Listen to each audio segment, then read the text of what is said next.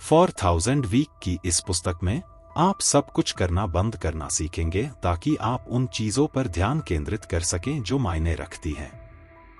सब कुछ करने के बजाय आप इस तथ्य को स्वीकार करके एक सार्थक जीवन जी सकते हैं कि समय सीमित है और तेजी से खत्म हो रहा है। ओलिवर बर्कमैन की पुस्तक आपको समय के साथ अपने रिश्ते पर सवाल उठाने पर मजबूर करेगी ताकि आप वर्तमान क्षण पर ध्यान केंद्रित कर सकें और अपने पास मौजूद 4000 हफ्तों का अधिकतम लाभ उठा सकें। लंबे समय में हम सब मर चुके हैं। मनुष्य का जीवनकाल बहुत छोटा होता है। यदि आप 80 वर्ष तक जीवित रहते हैं तो आपके पास 4000 सप्ताह होंगे। जीवन की संक्षिप्तता एक पुरानी समस्या रही है। हम जितनी चाहें उतनी योजनाएं बना सकते हैं, लेकिन उन्हें पूरा करने के लिए हमारे पास कभी भी पर्याप्त समय नहीं होगा। आजकल हर कोई व्यस्त है और इस पर गर्व करता है। उत्पादकता सीमित समय में बहुत सारी गतिविधियां करने के दबाव को हल करने की कोशिश करती है, लेकिन यह विफल रही है। ऑनलाइन विकर्षणों और कम ध्यान अवधि के कारण अधिकांश लोग इस बात से असंतुष्ट हैं कि वे अपने सीमित समय का उपयोग कैसे करते हैं।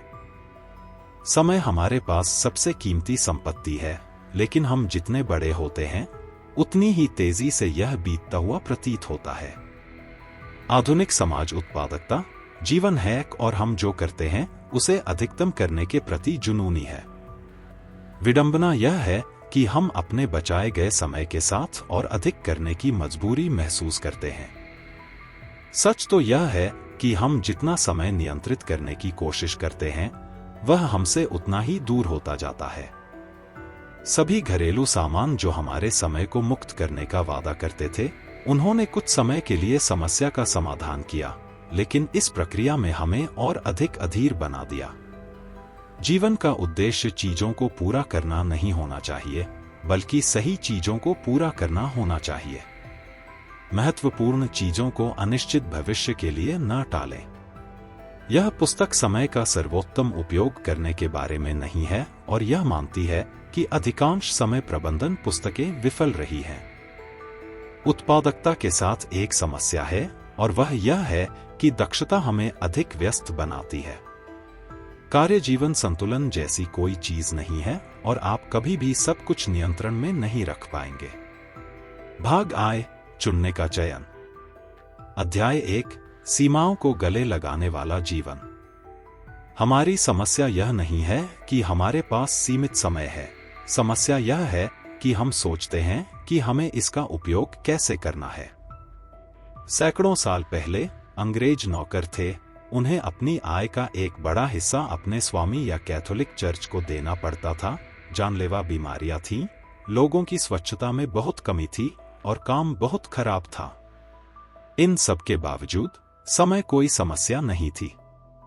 आप किसी भी क्षण मर सकते थे, लेकिन समय का अस्तित्व नहीं था और काम अनंत था, इसलिए जल्दबाजी करने का कोई कारण नहीं था। विशेषज्ञ इसे कार्य अभिविन्यास कहते हैं और इसका मतलब है कि जीवन समयरेखा के बजाय कार्यों से स्वाभाविक रूप से घटित हुआ। समय का अमूर्त विचार यह सीमित करता है कि आप क्या कर सकते हैं। मूल रूप से एक दिन का काम अस्पष्ट था, लेकिन जब घड़ियां लोकप्रिय हुईं, तो श्रमिकों को प्रति घंटे भुगतान किया जाने लगा। ऐसा इसलिए हुआ क्योंकि कारखाने के मालिक श्रमिकों से जितना संभव हो सके उतना श्रम निचोड़ना चाहते थे। आखिरकार लोग अपने समय का बेहतर उपयोग करना चाहते थे ताकि वे अधिक कुशल बन सकें, बजाय इसके कि वे यह पूछें कि वे जो कर रहे थे वह क्यों कर रहे थे। मल्टीटास्किंग आकर्षक हो गया, सपनों को अनिश्चित भविष्य में टालना आसान हो गया और जल्द ही हमने अपने आत्ममूल्य को इस बात पर आधारित कर दिया कि हम अपने समय का उपयोग कैसे करते हैं। समय को नियंत्रित करने वाली चीज बन गई और यह बहुत ज्यादा परेशान करने वाला और चिंताजनक था। समय को नियंत्रित करने वाली चीज के रूप में देखने की समस्या यह है कि हमें कभी नहीं लगता कि हम पर्याप्त काम कर रहे हैं। हमें जीवन को वैसे ही जीना चाहिए जैसे वह आगे बढ़ता है, बजाय इसके कि हम उन पलों को महत्व दें जो भविष्य के लक्ष्यों के लिए कितने उपयोगी या नहीं हैं। या काम खत्म होने के बाद हमें आराम के छोटे छोटे पल देकर पुरस्कृत करें। इसके अलावा अत्यधिक प्रतिस्पर्धी अर्थव्यवस्था समय के संवेदनशील उपयोग को प्रोत्साहित करती है और यह हमारे माता पिता द्वारा हमें पालने के तरीके को दर्शाती है। हमें वर्तमान क्षण की तुलना में भविष्य को प्राथमिकता देनी होगी।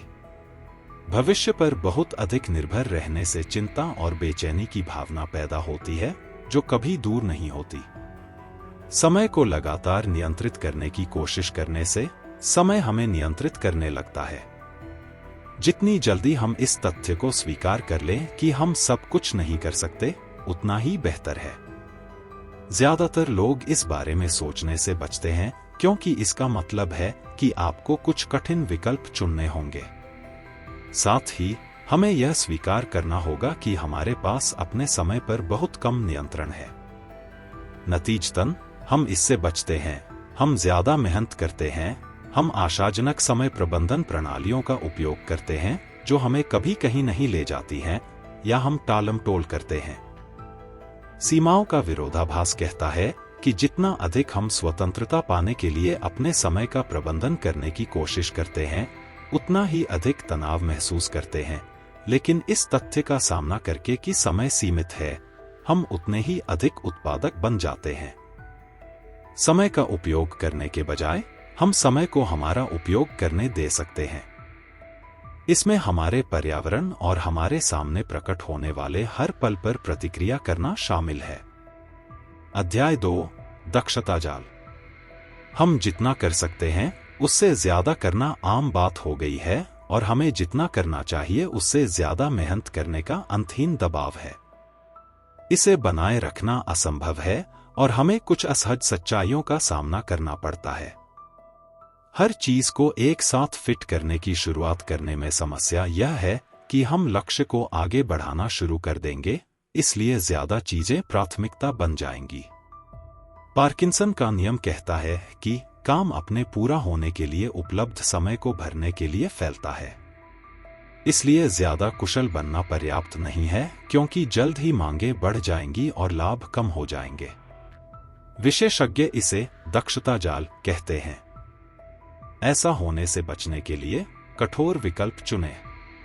इसका मतलब है कि सीमित समय में बहुत कुछ करना है, इसलिए सिर्फ उसी पर ध्यान दें जो मायने रखता है। आनंददायक गतिविधियां करना भी इसका उत्तर नहीं है। यह साबित करने की कोशिश करते हुए कि हमने अनुभवों का लाभ उठाकर जीवन को भरपूर जिया है, हम जल्द ही पाते हैं कि ये असीमित हैं। इसलिए हमारे पास जितने अधिक अनुभव होंगे, हम उतना ही अधिक खोज करेंगे। इसके अतिरिक्त इंटरनेट हमें यह भ्रम देता है कि हमेशा कुछ बेहतर होता है। समस्या सिर्फ मात्रा की नहीं है, बल्कि गुणवत्ता की भी है। हमारे समय को खर्च करने के लिए कई अर्थहीन चीजें हैं। आदर्श रूप से हम अपना सीमित समय उन गतिविधियों को चुनने में बिताएंगे जिनकी हमें सबसे ज्यादा परवाह है। इसलिए खुद को ज्यादा कुशल न बनाएं और ज्यादा करने की इच्छा का विरोध करें। आप ही एकमात्र व्यक्ति हैं जो यह पता लगा सकते हैं कि कौन सी गतिविधियां सबसे ज्यादा प्रभाव डालेंगी। सब कुछ न खाए, केवल उन कुछ अनुभवों का आनंद ले जो आपके लिए सबसे महत्वपूर्ण हैं और जिनके लिए आपके पास समय है। समस्या यह है कि कई उद्योग हमें यह वादा बेचते हैं कि हम सब कुछ कर सकते हैं। अगर हम उनके जीवन को बदलने वाले उत्पाद या सेवा को खरीदते हैं तो हम कम परेशान हो सकते हैं, लेकिन विडंबना यह है कि वे आमतौर पर हमारे जीवन को बदतर बना देते हैं। यह इस तरह से काम करता है। एक कंपनी किसी समस्या या छोटी सी परेशानी की पहचान करती है और वे समस्या को पहले ही हल करके घर्षण को दूर करने का वादा करती है। उदाहरण के लिए, नेटफ्लिक्स ने फिल्म किराए पर लेने के लिए स्टोर पर जाने के दर्द को खत्म कर दिया। इस तरह की सेवाओं का स्थानीय समुदायों पर जबरदस्त प्रभाव पड़ा है, जहां लोगों को एक दूसरे की मदद करने के लिए एक दूसरे से बातचीत करनी पड़ती थी। चीजें निस्संदेह आसान हैं, लेकिन आपको इस बारे में सोचना होगा कि आप उस सुविधा के लिए क्या त्याग रहे हैं। जब आप किसी चीज को सुविधाजनक बनाते हैं तो उसका कोई मतलब नहीं रह जाता। हमें अक्सर कहा जाता है कि जो चीज टूटी न हो उसे कभी ठीक न करें, लेकिन दुनिया की हर बड़ी कंपनी ठीक यही करके लाखों कमा रही है। आप इन सेवाओं का जितना ज्यादा इस्तेमाल करेंगे, उन्हें छोड़ने की संभावना उतनी ही कम होगी। सुविधा संस्कृति ने हमें यह विश्वास दिला दिया है कि हम सब कुछ कर सकते हैं क्योंकि वे छोटी मोटी परेशानियों को ठीक कर रहे हैं। फिर भी सच्चाई यह है कि हमारे पास केवल कुछ चुनिंदा गतिविधियों के लिए ही समय है और हमें उन्हें करने के लिए बाकी सब कुछ त्यागना पड़ता है और परिणामों से निपटना पड़ता है। चाहे हम इसे पसंद करें या नहीं, यह एक ऐसा विकल्प है जिसे हमें चुनना होगा। अध्याय 3, परिमितता का सामना करना। दार्शनिक मार्टिन हाइडेगर सीमित समय के विचार से ग्रस्त थे। दुर्भाग्य से आप उनके बारे में अक्सर नहीं सुनते क्योंकि वह नाजी पार्टी के सदस्य थे और उन्हें समझना मुश्किल है। हाइडेगर के अनुसार हम अक्सर भूल जाते हैं कि हम जिस दुनिया में रहते हैं वह कितनी प्रभावशाली है। हमने आश्चर्यचकित होने की क्षमता खो दी है। उनका काम इस बात से भी निपटता है कि मनुष्य होने का क्या मतलब है। जर्मन दार्शनिक के लिए अस्तित्व आंतरिक रूप से हमारे सीमित समय से जुड़ा हुआ है। हम अस्थायी रूप से अस्तित्व में हैं और हमारा जीवन समाप्त हो जाएगा, लेकिन हम नहीं जानते कि कब। एक तरह से हम सीमित समय हैं। हमारा सीमित समय ही हमें परिभाषित करता है। इससे पहले कि हम खुद से पूछ सकें कि अपने समय का क्या करना है, हम इसमें फेंक दिए जाते हैं और यह हमें वह बनाता है जो हम हैं। हाइडेगर का मानना है कि मानव अस्तित्व की चुनौती यह है कि हम अपनी सीमाओं का सामना करें या नहीं। आदर्श रूप से हम अपनी सीमाओं को पहचानते हुए अपना जीवन जिएंगे और यह स्वीकार करेंगे कि एक चीज के लिए हाँ कहने का मतलब अनगिनत अन्य चीजों के लिए नहीं कहना भी है। समय बीत रहा है और हमें अनगिनत बलिदान करने होंगे। फिर भी हम में से ज्यादातर लोग अपनी सीमाओं से बचते हैं या उन्हें नकारते हैं और इसे हाइडेगर गिरना कहते हैं। इससे जीवन ज्यादा आरामदायक हो जाता है, लेकिन बदले में हम उत्साह और जोश को छोड़ देते हैं। मुद्दा यह है कि जो सीमित है उसका महत्व समझें क्योंकि वह सीमित है। हर समय अपनी मृत्यु के बारे में सोचते हुए जीवन जीना लगभग असंभव है। लेकिन आप इस आश्चर्यजनक तथ्य के बारे में सोचने की कोशिश कर सकते हैं कि आप जीवित हैं। अपने जीवन को उधार के समय के रूप में लें। जब आप चुनते हैं कि किस चीज पर ध्यान केंद्रित करना है, तो गलतियां करना ही इसे अर्थ देता है। अध्याय 4, बेहतर टाल-मटोल करने वाला बनना। आप कैसे तय करते हैं कि क्या नहीं करना है और आप अपने निर्णय को लेकर कैसे सहज महसूस करते हैं? टालमटोल करने की आदत को बेहतर बनाकर। टालमटोल करना जीवन का एक अपरिहार्य हिस्सा है, लेकिन इसका लक्ष्य इसे पूरी तरह से खत्म करना नहीं है, बल्कि इसमें बेहतर बनना है। समय की बात करें तो 3 सिद्धांतों पर विचार करना चाहिए। सबसे पहले खुद को भुगतान करें। इसका मतलब है कि सबसे महत्वपूर्ण काम पहले करें और उन्हें करने के परिणामों को स्वीकार करें। ऐसा करने के लिए आप अपने सबसे महत्वपूर्ण प्रोजेक्ट पर कम से कम 1 घंटे और जितनी जल्दी हो सके काम करें। अपने कार्य प्रगति को सीमित रखें ताकि आपके पास एक साथ बहुत सारे प्रोजेक्ट न हों। किसी भी समय अपनी प्रोजेक्ट सूची में 3 से ज्यादा आइटम न रखें। औसत दर्जे की गतिविधियों से बचें। इसका मतलब है कि सभी अर्ध आनंददायक गतिविधियों को अनदेखा करना और केवल वास्तव में आकर्षक गतिविधियों पर ध्यान केंद्रित करना। हम अपने सपनों को पूरा करने में देरी क्यों करते हैं? इसका एक कारण यह है कि भले ही वे सच हो जाएं, लेकिन वास्तविकता कभी भी हमारी कल्पना में दिखाई देने वाली पूर्णता से मेल नहीं खाएगी। लेखक सभी अन्य विकल्पों को छोड़कर एक को चुनने की घटना को छूटने का आनंद कहते हैं।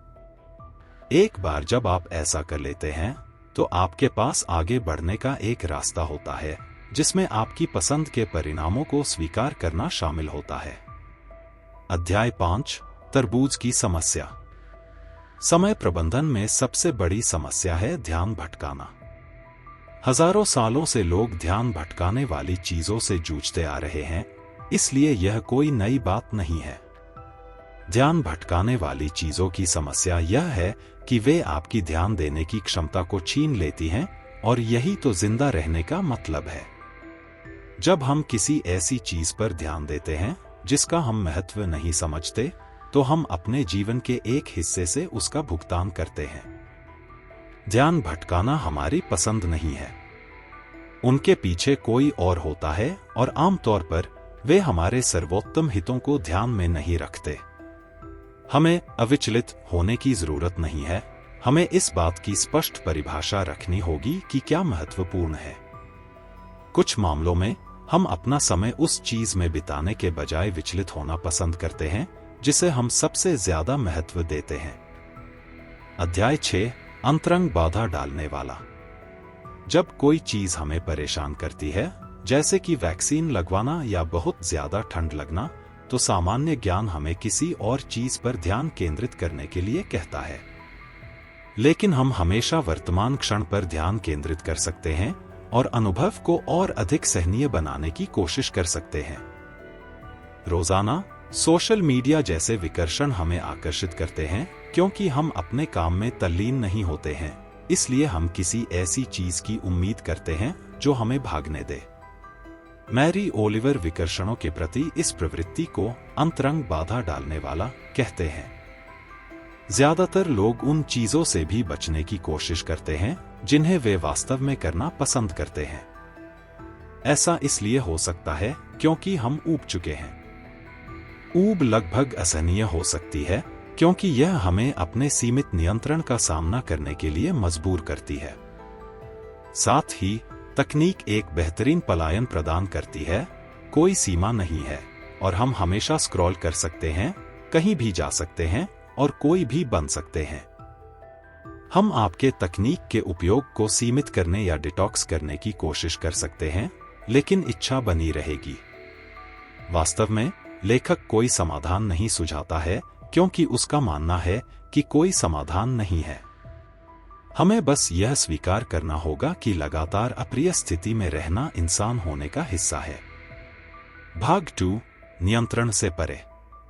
अध्याय 7, हमारे पास वास्तव में कभी समय नहीं होता। हॉफस्टैटर का नियम कहता है कि हम जो भी काम करने की योजना बनाते हैं, उसे पूरा करने में हमें जितना समय लगता है, उससे ज्यादा समय लगेगा। हम चाहे जितनी भी योजना बना लें, हम कभी भी यह जानकर आराम नहीं करेंगे कि सब कुछ योजना के अनुसार ही होगा। चिंता करना आपके दिमाग का भविष्य के बारे में सुरक्षा बनाने का तरीका है, लेकिन जब यह विफल हो जाता है तो यह बार बार कोशिश करता है। चिंता करना भविष्य को नियंत्रित करने के लिए एक निरंतर संघर्ष है। ज्यादातर लोग मानते हैं कि उनके पास समय होगा, लेकिन कोई भी इस बारे में निश्चित नहीं है। यह हमें लगातार चिंता की स्थिति में डालता है क्योंकि हमारी अपेक्षाएं वास्तविकता से टकराती हैं। समस्या योजना बनाने में नहीं है, बल्कि यह याद न रख पाने में है कि सब कुछ एक पल में बदल सकता है। तथ्य यह है कि कोई चीज अभी एक निश्चित तरीके से है, इसका मतलब यह नहीं है कि यह हमेशा उसी तरह रहेगी। चिंता की इस निरंतर भावना को कम करने के लिए सोचें कि आपको भविष्य से कभी भी वह सटीक परिणाम नहीं मिलेगा जिसकी आप अपेक्षा करते हैं। यह जानना असंभव है कि क्या होगा, इसलिए इस विचार में भी न उलझें कि आप भविष्य की भविष्यवाणी कर सकते हैं या उसे नियंत्रित कर सकते हैं। हमारा ध्यान समय के केवल उस बिंदु तक सीमित होना चाहिए जिसे हम जानते हैं और नियंत्रित कर सकते हैं, वर्तमान क्षण। लेखक एक योजना को इरादे का वर्तमान क्षण कथन के रूप में परिभाषित करता है। दूसरे शब्दों में, योजनाएं एक अनिश्चित और अनियंत्रित भविष्य में क्या हो सकता है, इसका एक विचार है। अध्याय 8, आप यहां हैं। समय को अपनी चीज मानने की समस्या यह है कि हम इसके प्रति जुनूनी हो जाते हैं और हम शांति और संतुष्टि के एक आशाजनक भविष्य की तलाश में रहते हैं। समय को लक्ष्य प्राप्ति का साधन न समझें और भविष्य में न जिए। इसका एक उदाहरण है किसी चीज की तस्वीर लेना, बजाय इसके कि हम उस पल की सराहना करें जो हमारे सामने आ रहा है। खुशी को टाले नहीं, क्योंकि आप लगातार लक्ष्य को बदलते रहेंगे और कभी हासिल नहीं करेंगे। साथ ही आप वर्तमान को आनंद लेने के बजाय लक्ष्य प्राप्ति का साधन मानते हैं। हमें ऐसा करने के लिए तैयार किया गया है, क्योंकि शिक्षा में हमेशा कुछ न कुछ नया आता रहता है। इससे बचने के लिए हम यह सोचने की कोशिश कर सकते हैं कि आप अभी जो कर रहे हैं वह शायद आखिरी बार हो। अध्याय 9, विश्राम की पुनः खोज। बहुत से लोगों के लिए आराम का मतलब है फुर्सत के समय का उत्पादक ढंग से उपयोग करना। हम दौड़ना, ध्यान लगाना, काम से छुट्टी लेना या झपकी लेना जैसी गतिविधियों को अपने आप में आनंददायक नहीं मानते, बल्कि हम उन्हें बाद में अधिक उत्पादक होने के अवसर के रूप में देखते हैं, या क्योंकि वे भविष्य के लक्ष्य की ओर ले जा सकते हैं। ऐतिहासिक रूप से हमारे पास कभी भी इतना फुर्सत का समय नहीं रहा है, लेकिन यह अक्सर हमारी टू डू सूची में एक और आइटम की तरह लगता है। फुर्सत का मतलब उत्पादकता नहीं, बल्कि आराम करने के लिए आराम करना होना चाहिए। कुछ लोग आराम करने में असमर्थ होते हैं। मनोवैज्ञानिक इसे आलस्य से विमुखता कहते हैं। जब आप कोई ऐसा काम करते हैं जिसका मूल्य किसी अंतिम लक्ष्य को प्राप्त करना नहीं है, तो आप एक एटेलिक गतिविधि में संलग्न होते हैं, लेकिन कुछ लोग उन्हें सिर्फ शौक कहते हैं। जब आपका कोई शौक होता है, तो आपको औसत दर्जे का और यहां तक कि शर्मनाक रूप से बुरा होने की अनुमति होती है। अध्याय 10, अधीरता का चक्र। कुछ लोग इस हद तक हकदार महसूस करते हैं कि वे चाहते हैं कि सब कुछ उनकी इच्छा के अनुसार हो। प्रौद्योगिकी ने इसे और भी बदतर बना दिया है, क्योंकि यह हमें पहले से कहीं ज्यादा तेजी से काम करने की अनुमति देता है। भले ही आप अधीरता को नियंत्रण में रख सकें, लेकिन आप सामाजिक अधीरता से पीड़ित हो सकते हैं। हमारे आसपास की दुनिया तेजी से आगे बढ़ रही है, इसलिए हमें जीवित रहने के लिए हर समय आगे बढ़ने की मजबूरी महसूस होती है। हम ऐसा इसलिए करते हैं क्योंकि इससे यह भ्रम पैदा होता है कि हमारा जीवन हमारे नियंत्रण में है, लेकिन यह लत के चक्र की ओर ले जाता है। हम चिंता से छुटकारा पाने के लिए हर काम तेजी से कर रहे हैं, लेकिन इससे हमें और भी ज्यादा चिंता होती है। अध्याय 11, बस में रहना। हम अक्सर धैर्य को शक्ति की कमी से जोड़ते हैं, लेकिन ऐसे समाज में जहां हर कोई तेजी से आगे बढ़ रहा है, धैर्य एक अत्यधिक प्रतिष्ठित कौशल है, एक तरह की महाशक्ति। धैर्य की शक्ति प्राप्त करने के लिए हमें समस्याओं का सामना करने और समय के साथ बड़े परिणाम प्राप्त करने के लिए छोटे छोटे हिस्सों में काम करने में सहज होना चाहिए और दूसरों की नकल करने के परीक्षण और त्रुटि चरण में रहना चाहिए। आखिरकार हम कुछ अनोखा करने के लिए पर्याप्त अनुभव प्राप्त करने जा रहे हैं। अध्याय 12, डिजिटल खानाबदोश का अकेलापन। लौकिक सीमाओं में स्वतंत्रता पाने के लिए हमें समय और दूसरों की जरूरत होती है जिन्हें हम इसे साझा कर सकें। कभी भी अपने लिए समय इकट्ठा न करें।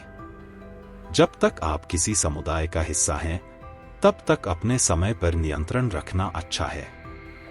अगर आप कुछ भी कर सकते हैं और कहीं भी जा सकते हैं, लेकिन आपका शेड्यूल किसी और के शेड्यूल से मेल नहीं खाता, तो वह स्वतंत्रता अर्थहीन है। अध्याय 13, ब्रह्मांडीय तुच्छता चिकित्सा। 2020 की महामारी ने हमें एक संभावना झटका दिया, यह समझ कि अगर हम सब चाहें तो चीजें अलग हो सकती हैं। अजीब तरह से महामारी ने हमें सादगी का जादू दिखाया, जैसे कि अपने बच्चों के साथ रोटी पकाना, कार रहित एलए देखना या बचपन के शौक को फिर से खोजना। आप जो करते हैं उसका चीजों की बड़ी योजना में उतना मतलब नहीं होता। अहंकार केंद्रित पूर्वाग्रह बताता है कि हम क्यों सोचते हैं कि हम सब कुछ अपने नजरिए से देख रहे हैं, जैसे कि हम ब्रह्मांड के केंद्र हैं। अनिवार्य रूप से हम सोचते हैं कि हम महत्वपूर्ण हैं, क्योंकि यह हमें जीवित रहने के लिए प्रेरित करता है। इसके कारण हम असाधारण अनुभवों से भरा एक शानदार जीवन जीने की उम्मीद करते हैं, लेकिन यह जानना मुक्तिदायक है कि हम महत्वहीन हैं। इस मानसिकता को अपनाकर हम जो कर रहे हैं वह तब तक महत्वपूर्ण है जब तक कि यह दूसरों की मदद करता है। अध्याय 14 मानव रोग। समय एक संघर्ष की तरह लगता है क्योंकि हमें लगता है कि हम इसे सुरक्षित और संरक्षित महसूस करने के लिए हावी हो सकते हैं।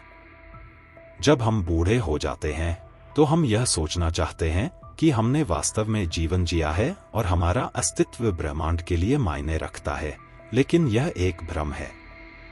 वास्तव में हमारे पास सब कुछ करने के लिए कभी भी समय नहीं होगा और चाहे हम इसे पसंद करें या नहीं, हमें कुछ कठिन निर्णय लेने होंगे। वर्तमान क्षण को केवल एक साधन के रूप में जीने में खतरा है, जैसा कि हमें बेहतर भविष्य तक पहुंचने के लिए करना है। लेखक इस संकट को मानव रोग कहते हैं और इसे ठीक करने का एकमात्र तरीका इस तथ्य को स्वीकार करना है कि इसका कोई इलाज नहीं है। यह जीवन का एक अपरिहार्य तथ्य है जिससे हम सभी को गुजरना पड़ता है। परिशिष्ट।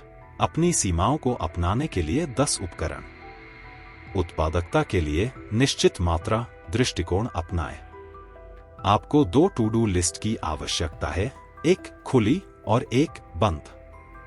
खुली सूची वह है जहां आपके पास वह सब कुछ है जो आप किसी समय करना चाहते हैं, और बंद सूची वह सूची है जिसमें वे सभी चीजें हैं जिन पर आपको तुरंत काम करना है। विचार यह है कि आप कार्यों को खुली सूची से बंद सूची में ले जाएं, लेकिन आप बाद वाली सूची में 10 से अधिक आइटम नहीं रख सकते।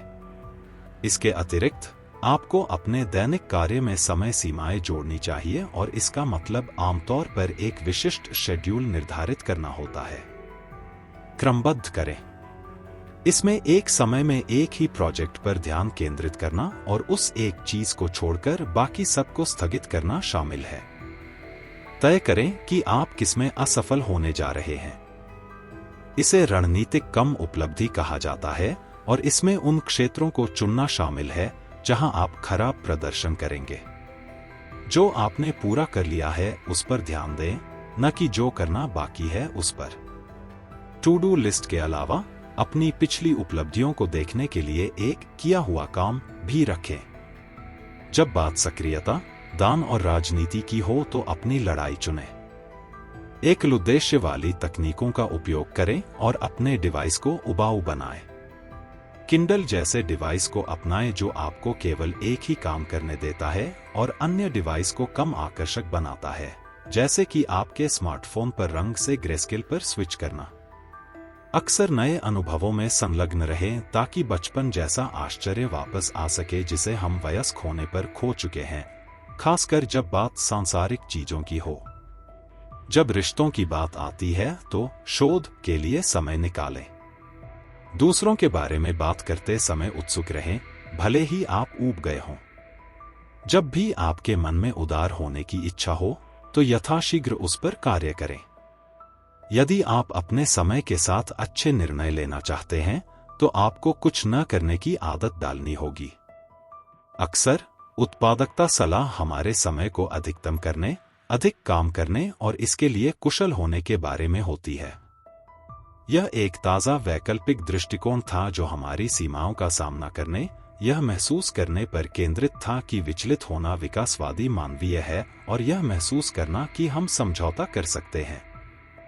यदि आप पृथ्वी पर अपने 4000 सप्ताहों का अधिकतम लाभ उठाने में रुचि रखते हैं, यह समझना चाहते हैं कि समय का उपयोग किस प्रकार बदल गया है तथा उत्पादकता के बारे में ऐसी सलाह चाहते हैं जो मानवीय लगे, तो यह पुस्तक आपके लिए है। हम अपने भरे हुए इनबॉक्स और लंबी होती कार्य सूची से परेशान हैं और इस अपराध बोध से ग्रस्त हैं कि हमें और अधिक कार्य करने चाहिए थे या अलग कार्य करने चाहिए थे। ओवन के लिए 2 घंटे की अपेक्षा माइक्रोवेव के लिए 2 मिनट प्रतीक्षा करना कहीं अधिक कष्टदायक है, या धीमी गति से लोड होने वाले वेब पेज के लिए 10 सेकंड प्रतीक्षा करना तथा मेल द्वारा वही सूचना प्राप्त करने के लिए 3 दिन प्रतीक्षा करना कहीं अधिक कष्टदायक है। जितना अधिक आप सीमितता के तथ्यों का सामना करेंगे और उनके विरुद्ध कार्य करने के बजाय उनके साथ कार्य करेंगे, उतना ही अधिक उत्पादक, सार्थक और आनंदमय जीवन बनेगा। औसत मानव जीवन काल हास्यास्पद, भयावह और अपमानजनक रूप से छोटा है। मान लीजिए कि आप 80 साल तक जीवित रहते हैं, तो आपके पास लगभग 4000 सप्ताह होंगे। इसलिए समय प्रबंधन हर किसी की सबसे बड़ी चिंता है। फिर भी आधुनिक अनुशासन, जिसे समय प्रबंधन उत्पादकता के रूप में जाना जाता है, एक निराशाजनक रूप से संकीर्ण सोच वाला मामला है, जो इस बात पर केंद्रित है कि कैसे अधिक से अधिक कार्य किए जाए, या सही सुबह की दिनचर्या तैयार की जाए, या रविवार को एक ही बार में पूरे सप्ताह के लिए अपने सभी भोजन पकाए जाए। यह जानते हुए कि हमारा समय कम है, हम अपने भरे हुए इनबॉक्स और लंबी होती कार्य सूची से परेशान रहते हैं, तथा इस अपराध बोध से ग्रस्त रहते हैं कि हमें और अधिक कार्य करने चाहिए थे या कुछ अलग कार्य करने चाहिए थे। हाल ही में जैसे जैसे गिग इकॉनमी बढ़ी है, व्यस्तता को हसल के रूप में पुनः ब्रांड किया गया है, अथक काम को सहन करने के लिए बोझ के रूप में नहीं, बल्कि एक रोमांचक जीवन शैली विकल्प के रूप में सोशल मीडिया पर शेखी बघारने लायक। हालांकि वास्तविकता में यह वही पुरानी समस्या है जिसे चरम पर पहुंचा दिया गया है, लगातार बढ़ती हुई गतिविधियों को दैनिक समय की एक हठीली गैर बढ़ती मात्रा में फिट करने का दबाव। या शायद आपकी समस्या बहुत ज्यादा व्यस्त होने की नहीं, बल्कि अपर्याप्त व्यस्तता की है, एक नीरस नौकरी में डूबे रहना या बिल्कुल भी काम न करना। यह अभी भी एक ऐसी स्थिति है जो जीवन की छोटी अवधि के कारण और भी ज्यादा परेशान करने वाली है, क्योंकि आप अपने सीमित समय का उपयोग कर रहे हैं। कई अन्य शिकायतें, जब आप उनके बारे में सोचना बंद कर देते हैं, तो वे मूल रूप से हमारे सीमित समय के बारे में शिकायतें होती हैं। ऑनलाइन विकर्षण के खिलाफ दैनिक लड़ाई को लें, और यह चिंताजनक भावना कि हमारा ध्यान अवधि कम हो गई है। समय प्रबंधन दृष्टिकोण में बदलाव। कई वर्षों से हमें पूरी तरह से अनुकूलित जीवन जीने के बारे में सलाह की बाढ़ सी आ गई है, जैसे कि एक्सट्रीम प्रोडक्टिविटी और द 4 आवर वर्कवीक तथा स्मार्टर फास्टर बेटर जैसी पुस्तकों के माध्यम से, साथ ही रोजमर्रा के कामों से कुछ सेकंड कम समय निकालने के लिए लाइफ हैक्स से भरी वेबसाइटें। आपके कार्य दिवस, आपके वर्कआउट और यहां तक कि आपकी नींद से अधिकतम लाभ प्राप्त करने के लिए कई ऐप और पहनने योग्य डिवाइस उपलब्ध हैं। साथ ही रात का खाना खाने में बर्बाद होने वाले समय को कम करने के लिए भोजन प्रतिस्थापन पेय भी उपलब्ध हैं। और रसोई के उपकरणों से लेकर ऑनलाइन बैंकिंग तक हजारों अन्य उत्पादों और सेवाओं का मुख्य विक्रय बिंदु यह है कि वे आपके समय का अधिकतम लाभ उठाने के व्यापक रूप से प्रचारित लक्ष्य को प्राप्त करने में आपकी सहायता करेंगे। समय के बारे में सच्चाई। समय के बारे में सच्चाई यह है कि जितना अधिक आप इसे नियंत्रित करने के लिए, इसे अपने एजेंडे के अनुरूप बनाने के लिए संघर्ष करेंगे, उतना ही यह आपके नियंत्रण से दूर होता जाएगा। समय पर हमारी बढ़त हासिल करने में मदद करने के लिए बनाई गई सभी तकनीक पर विचार करें। किसी भी समझदार तर्क से डिशवॉशर, माइक्रोवेव और जेट इंजन वाली दुनिया में समय को अधिक विस्तृत और प्रचुर महसूस करना चाहिए। सभी खाली घंटों के लिए धन्यवाद। लेकिन यह किसी का वास्तविक अनुभव नहीं है। इसके बजाय जीवन तेजी से आगे बढ़ता है और हर कोई अधिक अधीर हो जाता है।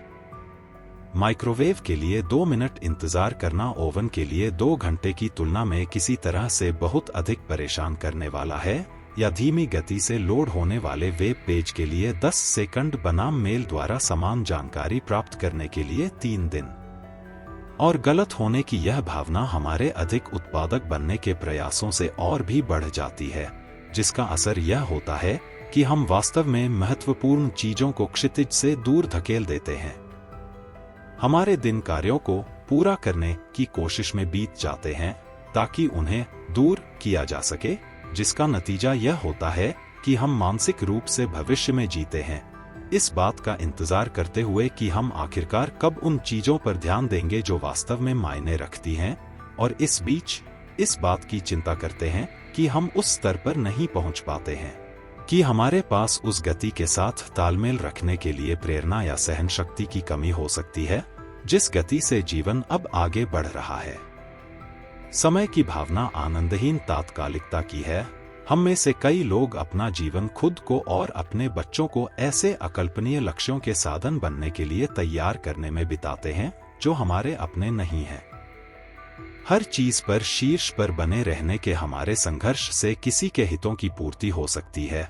अधिक घंटे काम करना और किसी भी अतिरिक्त आय का उपयोग अधिक उपभोक्ता सामान खरीदने में करना हमें आर्थिक मशीन में बेहतर पुर्जे में बदल देता है। लेकिन इससे मन की शांति नहीं मिलती या हम अपने सीमित समय का अधिक हिस्सा उन लोगों और चीजों पर खर्च करने के लिए प्रेरित नहीं होते जिनकी हम वास्तव में परवाह करते हैं। सीमा को अपनाएं। असली समस्या हमारा सीमित समय नहीं है। असली समस्या यह है कि हमने अनजाने में ही अपने सीमित समय का उपयोग करने के बारे में कुछ परेशान करने वाले विचार विरासत में प्राप्त कर लिए हैं और उनके अनुसार जीने के लिए हम दबाव महसूस करते हैं, जिनमें से सभी निश्चित रूप से चीजों को और भी बदतर बना देते हैं। समय के साथ हमारा परेशान करने वाला रिश्ता काफी हद तक वास्तविकता की दर्दनाक बाधाओं से बचने के इसी प्रयास से उत्पन्न होता है। और अधिक उत्पादक बनने की हमारी अधिकांश रणनीतियां चीजों को और भी बदतर बना देती हैं, क्योंकि वे वास्तव में बचने के तरीके ही हैं। आखिरकार यह स्वीकार करना दर्दनाक है कि आपका समय कितना सीमित है, क्योंकि इसका मतलब है कि कठिन विकल्प अपरिहार्य हैं और आपके पास वह सब करने का समय नहीं होगा जिसके बारे में आपने कभी सपना देखा था। आपके पास जो समय है उस पर अपने सीमित नियंत्रण को स्वीकार करना भी दर्दनाक है। हो सकता है कि आपके पास उन सभी भूमिकाओं में अच्छा प्रदर्शन करने के लिए सहनशक्ति या प्रतिभा या अन्य संसाधनों की कमी हो जो आपको लगता है कि आपको चाहिए।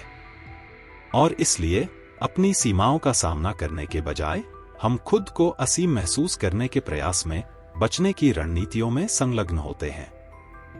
हम अपने आप को और अधिक कठिन परिश्रम करते हैं, सही कार्य जीवन संतुलन की कल्पनाओं का पीछा करते हैं, या हम समय प्रबंधन प्रणाली को लागू करते हैं जो हर चीज के लिए समय निकालने का वादा करती है ताकि कठिन विकल्पों की आवश्यकता न पड़े। या फिर हम टालमटोल करते हैं जो जीवन पर सर्वशक्तिमान नियंत्रण की भावना को बनाए रखने का एक और तरीका है, क्योंकि अगर आपने कभी कोई काम शुरू ही नहीं किया है तो आपको किसी डरावने प्रोजेक्ट में असफल होने के परेशान करने वाले अनुभव का जोखिम नहीं उठाना चाहिए। हम भावनात्मक रूप से खुद को सुन्न करने के लिए अपने दिमाग को व्यस्तता और व्याकुलता से भर देते हैं।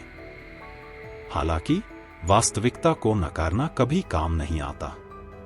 यह कुछ तात्कालिक राहत प्रदान कर सकता है, क्योंकि यह आपको यह सोचने की अनुमति देता है कि भविष्य में किसी बिंदु पर आप अंततः पूरी तरह से नियंत्रण में महसूस कर सकते हैं। लेकिन यह कभी भी यह एहसास नहीं दिला सकता कि आप पर्याप्त कर रहे हैं, कि आप पर्याप्त हैं, क्योंकि यह पर्याप्त को एक तरह के असीमित नियंत्रण के रूप में परिभाषित करता है जिसे कोई भी इंसान प्राप्त नहीं कर सकता है। इसके बजाय अंतहीन संघर्ष अधिक चिंता और कम संतुष्टिदायक जीवन की ओर ले जाता है। उदाहरण के लिए, जितना अधिक आप मानते हैं कि आप सब कुछ फिट करने में सफल हो सकते हैं, उतनी ही अधिक प्रतिबद्धताएं आप स्वाभाविक रूप से लेते हैं और उतना ही कम आपको यह पूछने की आवश्यकता महसूस होती है कि क्या प्रत्येक नई प्रतिबद्धता वास्तव में आपके समय के एक हिस्से के लायक है, और इसलिए आपके दिन अनिवार्य रूप से अधिक गतिविधियों से भर जाते हैं जिन्हें आप विशेष रूप से महत्व नहीं देते हैं। जितना अधिक आप जल्दी करते हैं, उतना ही अधिक निराशा होती है उन कार्यों या छोटे बच्चों का सामना करना जो जल्दी नहीं होंगे। जितना अधिक आप भविष्य के लिए बाध्यकारी रूप से योजना बनाते हैं, उतना ही अधिक आप किसी भी शेष अनिश्चितताओं के बारे में चिंतित महसूस करते हैं, जिनमें से हमेशा बहुत कुछ होगा। लेकिन जितना अधिक आप सीमितता के तथ्यों का सामना करेंगे और उनके खिलाफ काम करने के बजाय उनके साथ काम करेंगे, उतना ही अधिक उत्पादक, सार्थक और आनंदमय जीवन बन जाएगा।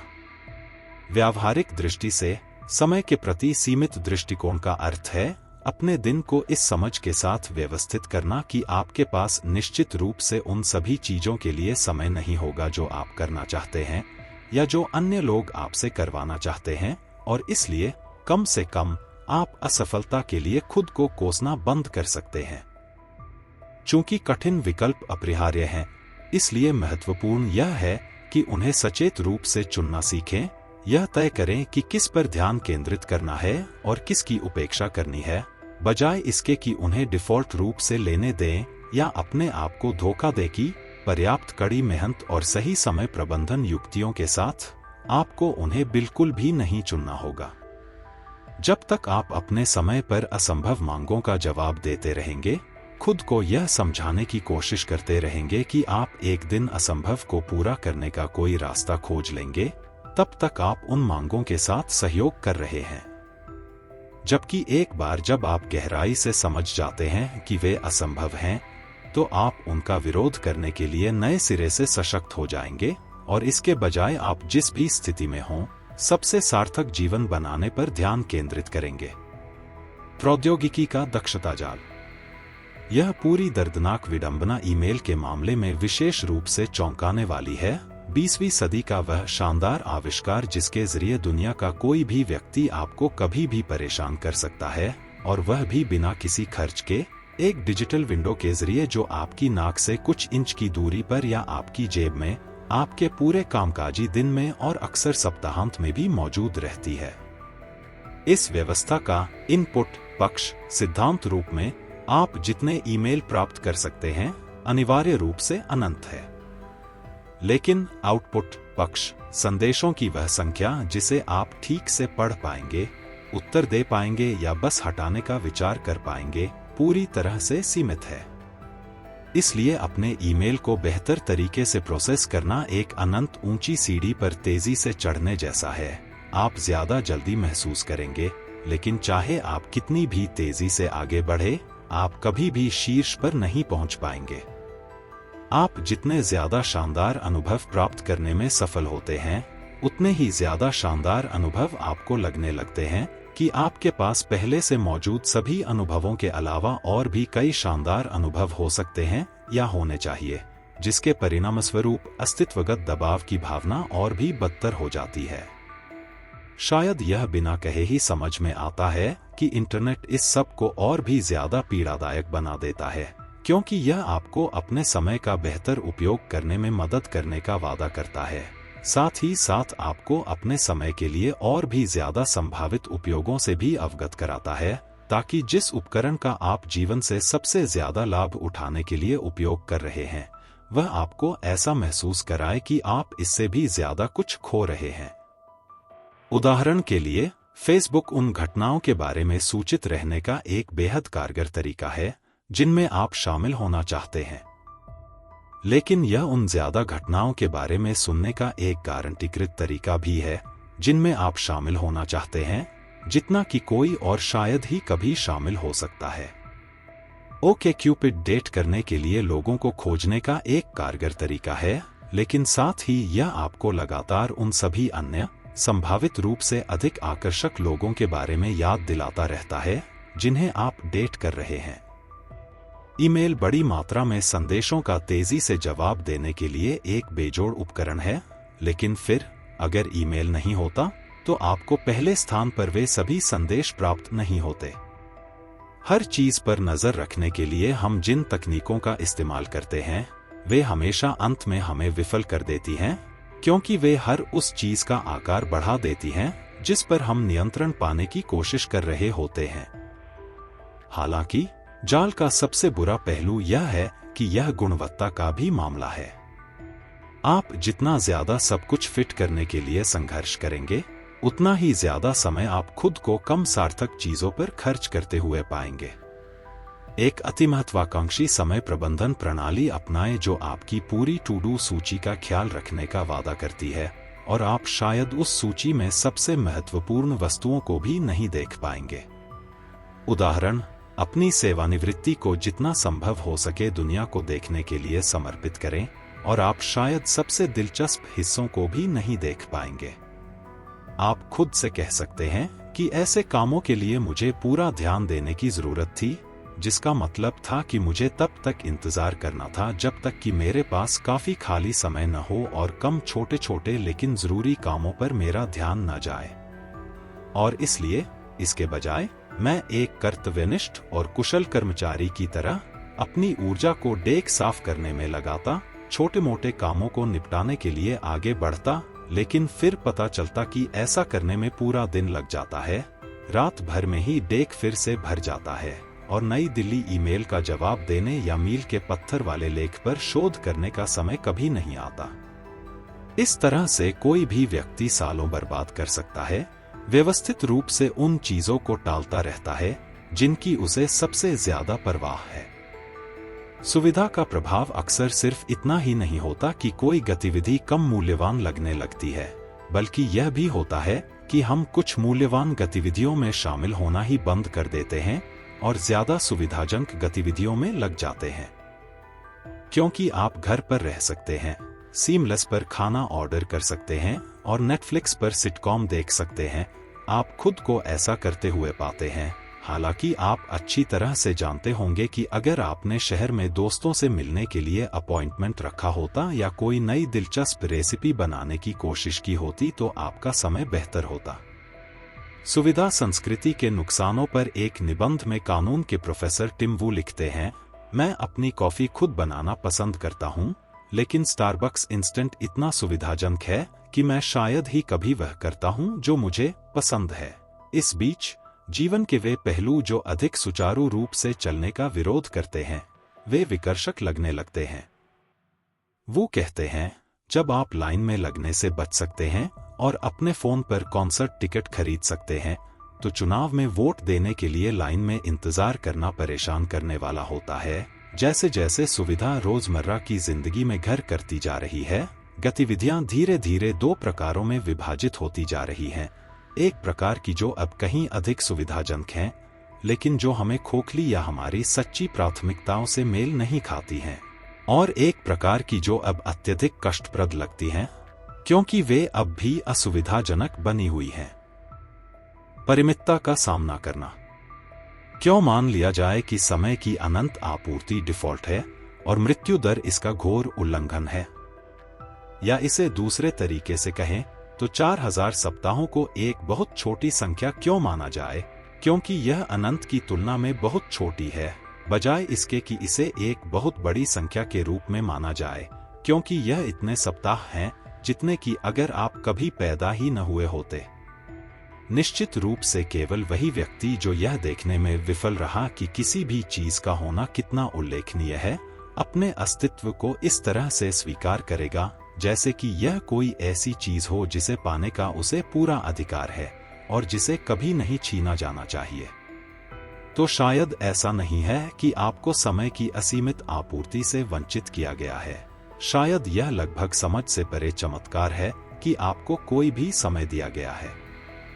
एक बेहतर विलंबकर्ता बनना। किसी न किसी तरह का टालमटोल अपरिहार्य है। वास्तव में किसी भी समय आप लगभग हर चीज में टालमटोल करेंगे और अपने जीवन के अंत तक आप लगभग उन चीजों में से कुछ भी नहीं कर पाएंगे जो आप सैद्धांतिक रूप से कर सकते थे।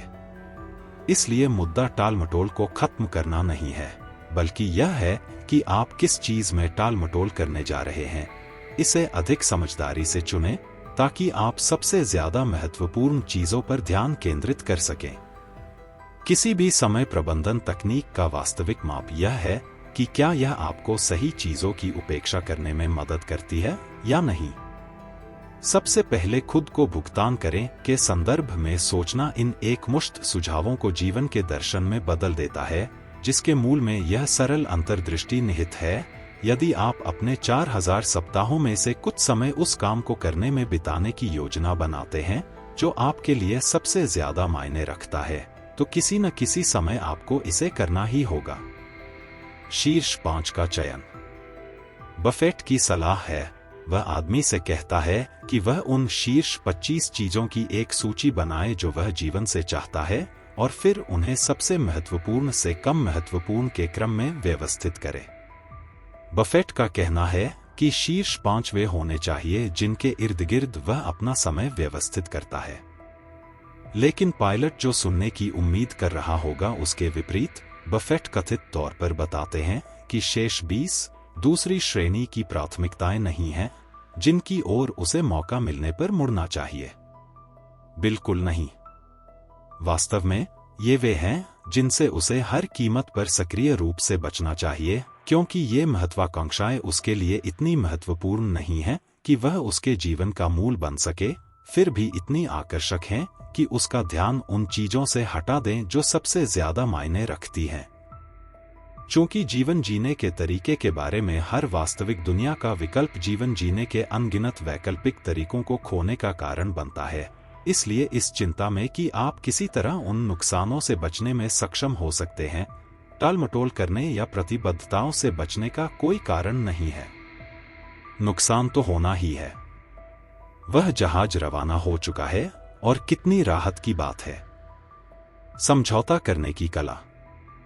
हर कोई इस बात पर सहमत है कि अगर आप किसी रिश्ते में तब शामिल होते हैं जब आपको गुप्त रूप से संदेह होता है कि आपको कोई बेहतर व्यक्ति मिल सकता है, तो आप समझौता करने के दोषी हैं, क्योंकि आप अपने जीवन का एक हिस्सा एक कम से कम आदर्श साथी के साथ बिताने का विकल्प चुन रहे हैं।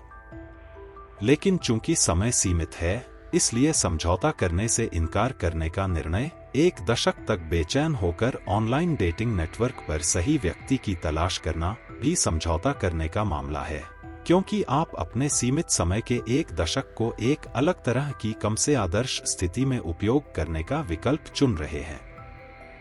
हम एक ऐसे जीवन की तुलना करते हैं जिसे वह प्रयास या जीवन को पूरी तरह से जीने के रूप में लेबल करता है।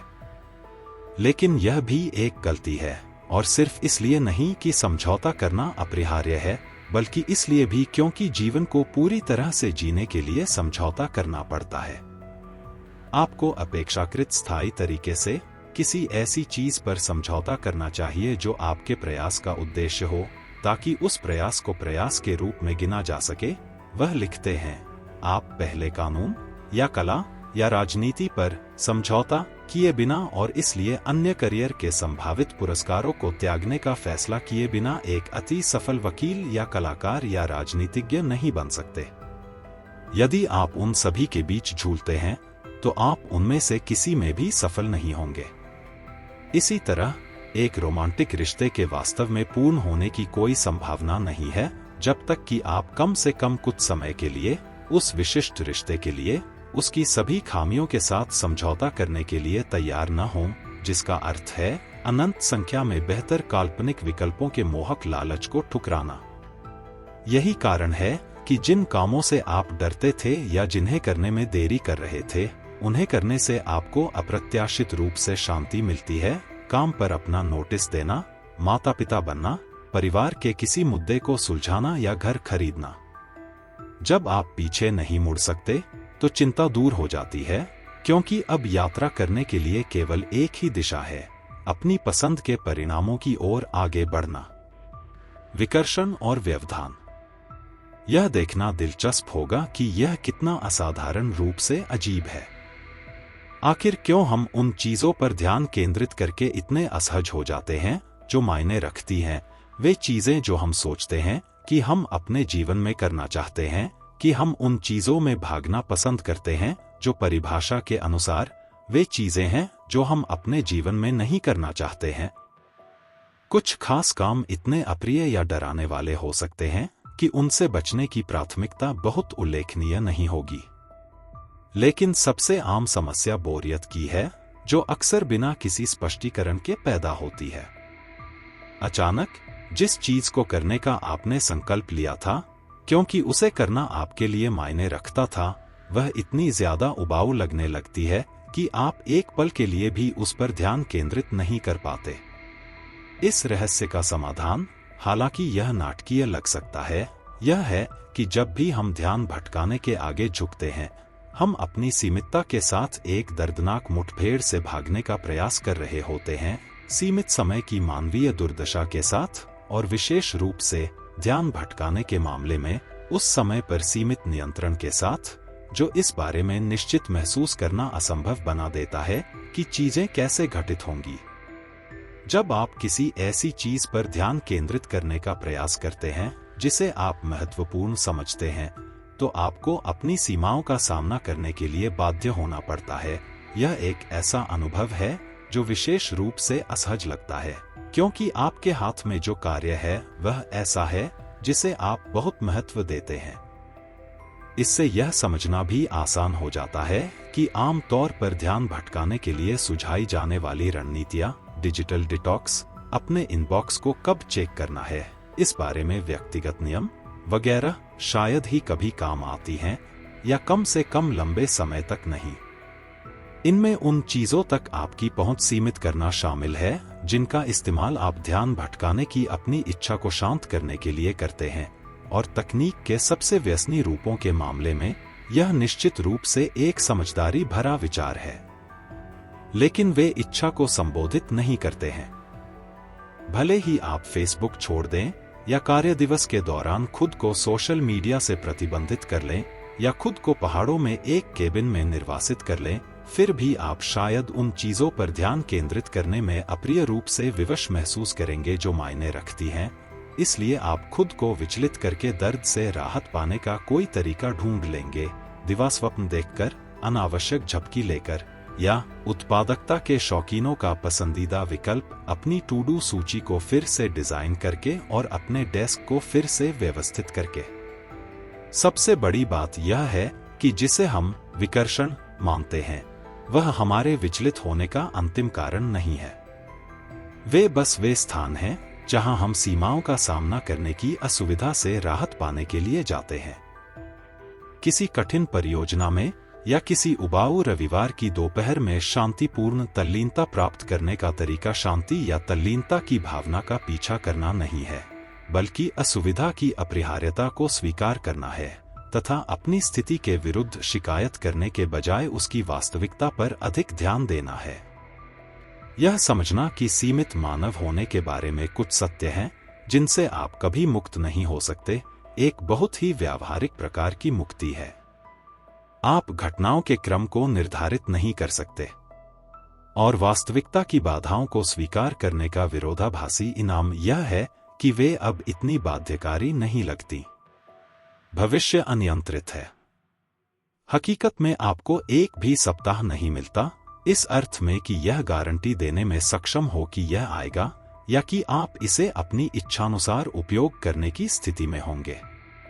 इसके बजाय आप बस हर पल में खुद को पाते हैं जैसे कि यह आता है, पहले से ही इस समय और स्थान में फेंक दिया गया है, सभी सीमाओं के साथ, और यह महसूस करने में असमर्थ हैं कि आगे क्या हो सकता है। क्योंकि यह धारणा कि समय एक ऐसी चीज है जिसे हम अपने पास रख सकते हैं या नियंत्रित कर सकते हैं, भविष्य के बारे में हमारी लगभग सभी सोच, हमारी योजना और लक्ष्य निर्धारण और चिंता का अलिखित आधार है।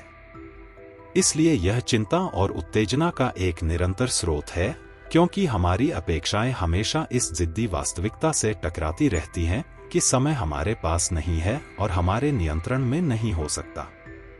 विश्राम की पुनः खोज। अधिक दिनों की छुट्टी या कम कार्य घंटों की मांग में कुछ भी असामान्य नहीं है। ऐसे प्रस्ताव तेजी से आम होते जा रहे हैं, लेकिन उन्हें लगभग हमेशा इस आधार पर उचित ठहराया जाता है कि एक अच्छी तरह से आराम करने वाला कर्मचारी अधिक उत्पादक कर्मचारी होता है, और यह ठीक यही तर्क था जिस पर सवाल उठाने के लिए समूह को स्थापित किया गया था।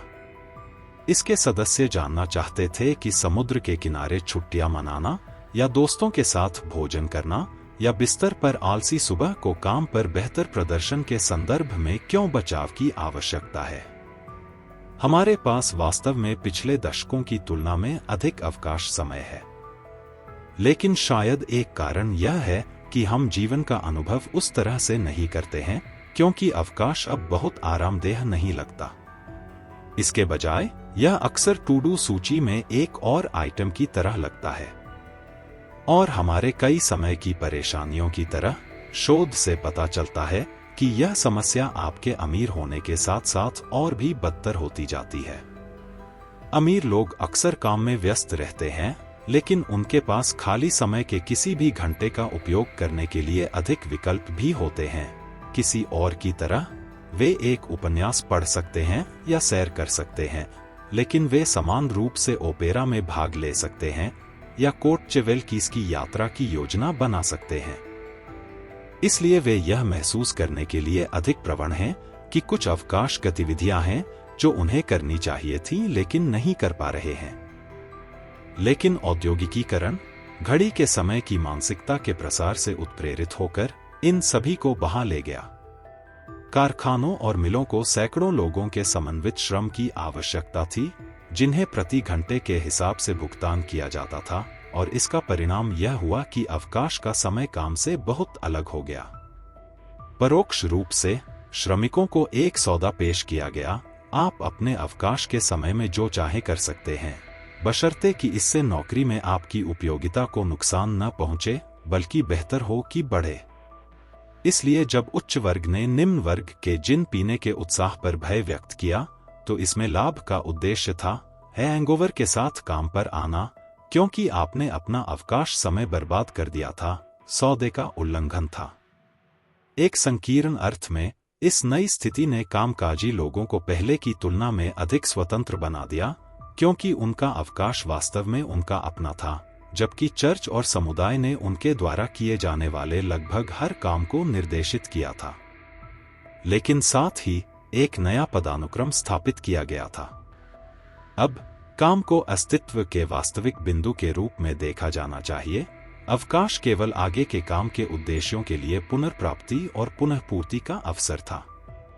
समस्या यह थी कि औसत मिल या फैक्ट्री कर्मचारी के लिए औद्योगिक कार्य अस्तित्व के बिंदु तक सार्थक नहीं था।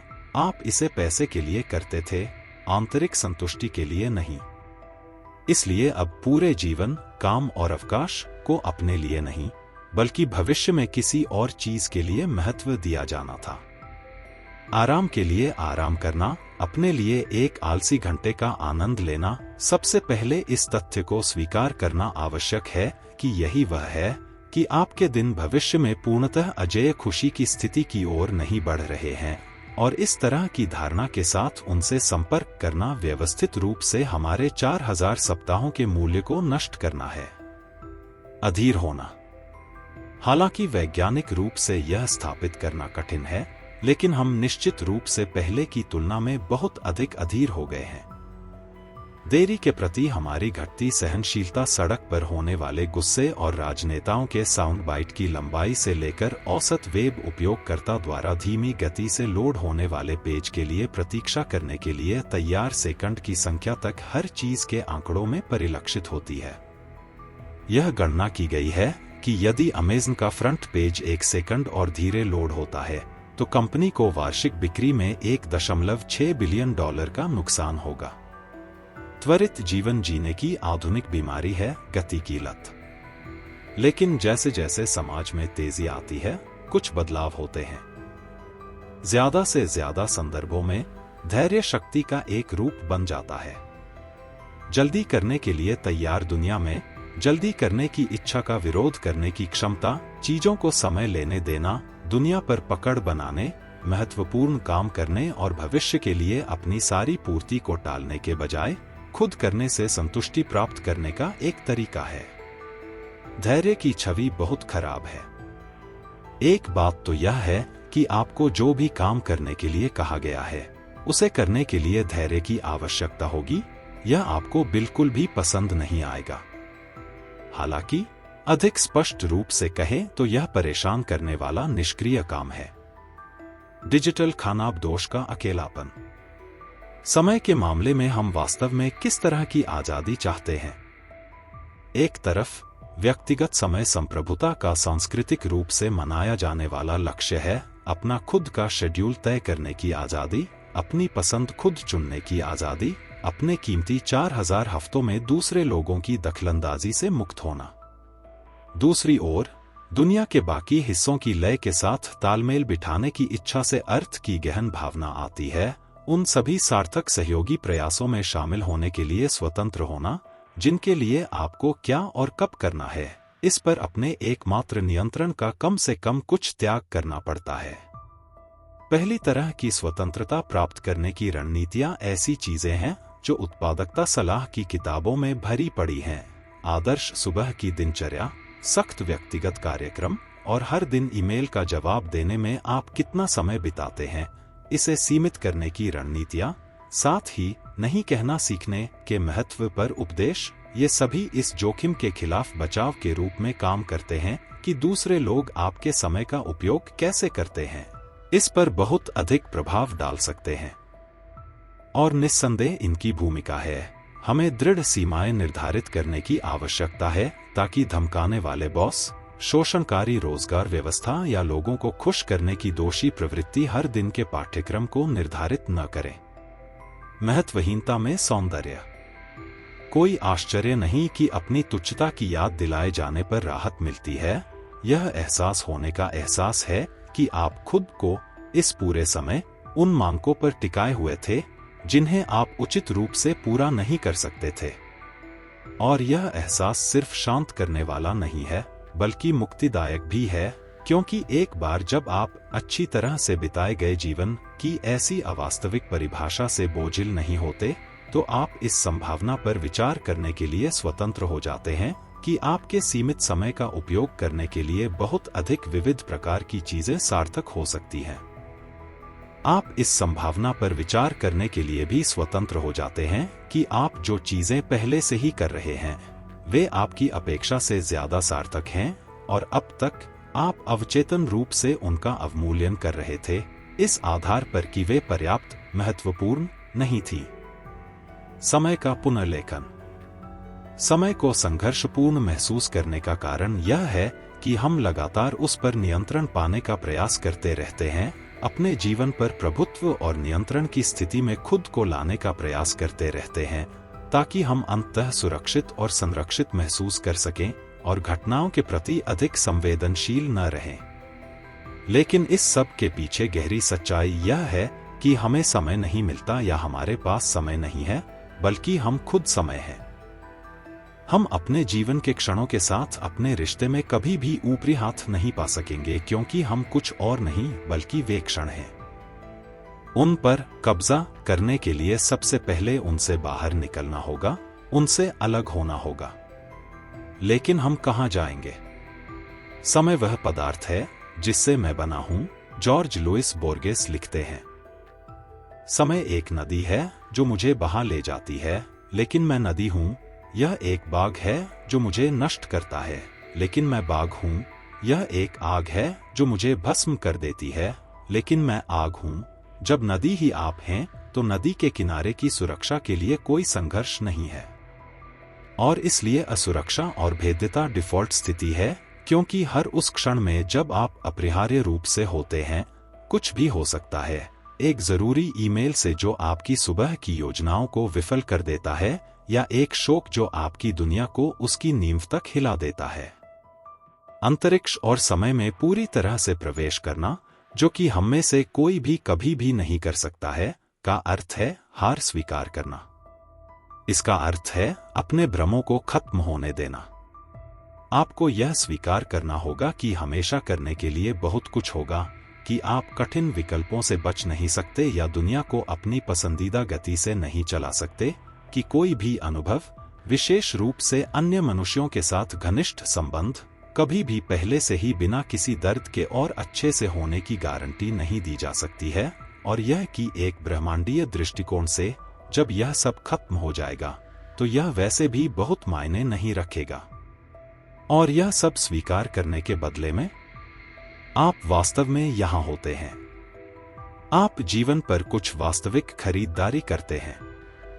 आप अपना सीमित समय कुछ ऐसी चीजों पर केंद्रित करते हैं जो आपके लिए अपने आप में अभी इस पल में मायने रखती हैं।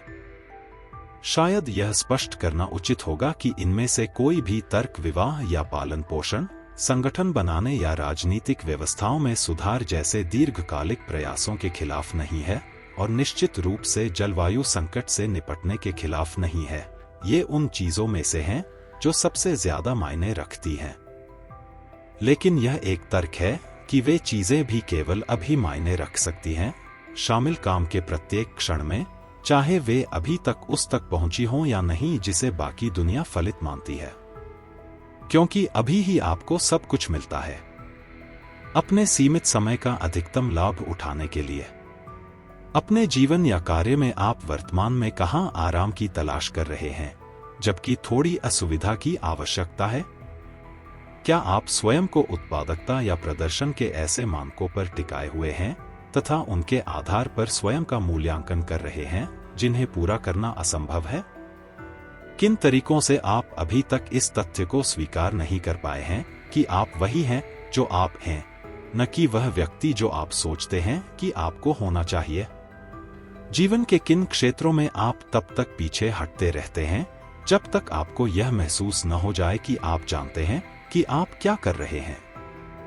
यदि आप अपने कार्यों को सफल होते देखने के बारे में इतना चिंतित न होते तो आप अपने दिन किस प्रकार अलग ढंग से बिताते? सौभाग्य से ठीक इसलिए क्योंकि आप यही कर सकते हैं, यही वह सब है जो आपको करना है। यदि आप इस तरह से समय के बारे में सच्चाई का सामना कर सकते हैं, यदि आप एक सीमित मानव होने की स्थिति में पूरी तरह से कदम रख सकते हैं, तो आप उत्पादकता, उपलब्धि, सेवा और पूर्णता की सबसे बड़ी ऊंचाइयों को प्राप्त करेंगे जो आपके लिए शुरू से ही संभव थी। और जिस जीवन को आप पीछे के दर्पण में क्रमिक रूप से आकार लेते हुए देखेंगे, वह ऐसा होगा जो आपके सप्ताहों का अच्छी तरह से उपयोग करने के एकमात्र निश्चित माप को पूरा करता है।